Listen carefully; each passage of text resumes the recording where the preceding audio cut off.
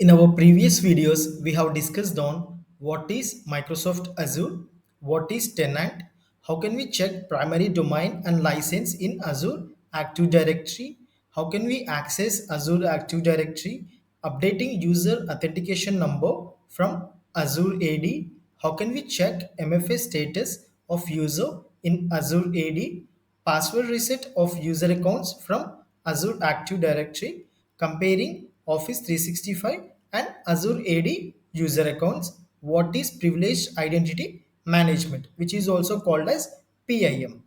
If you have not gone through the previous videos, the links are placed in the description. You can go through them.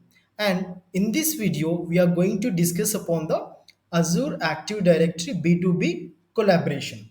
So the B2B collaboration is a feature in Azure AD where you can collaborate with the users and partners outside of your organization.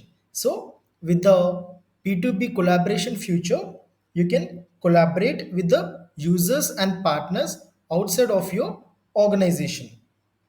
With B2B collaboration, an external user is invited to sign into your Azure AD organization using their own credentials.